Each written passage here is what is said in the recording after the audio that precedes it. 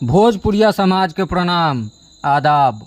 रउआ देख रहल बानी नारायणी न्यूज आ रउआ साथे हम बानी संदीप त्रिपाठी। गणेश चतुर्थी के शुरू होते ही गांव जवार मंत्र के उच्चारण से गूंज उठल बा। हर जगह बप्पा के स्वागत जोर शोर से कइल गईल।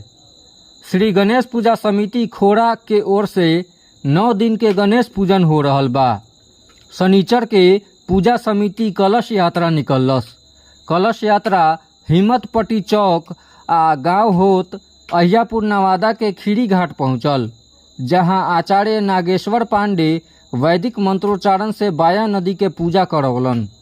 ओकरा बाद कलश यात्रा में आइल 101 कन्या लोग जल लिहलस। ओकरा बाद कलश यात्रा वापस लौट गईल। कलश यात्रा में आयोजन कमेटी के अध्यक्ष राम बाबू कुमार, शशिरंजन कुमार, सचिव सोनू कुमार, झुनझुन कुमार, कोषाध्यक्ष प्रदीप कुमार, गणेश राम भाग लिहलन।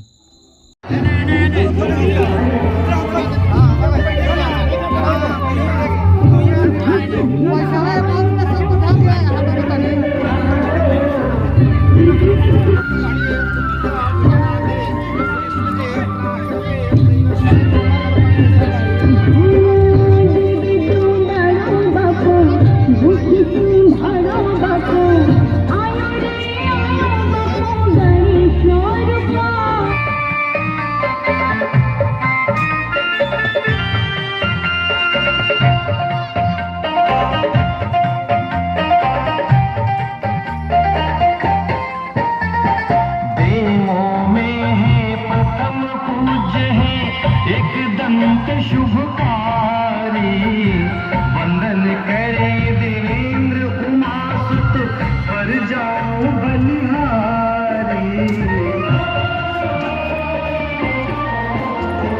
देवों में है प्रथम पूज्य है एकदम शुभ। रउआ सभे नारायणी न्यूज के लाइक करी, सब्सक्राइब करी।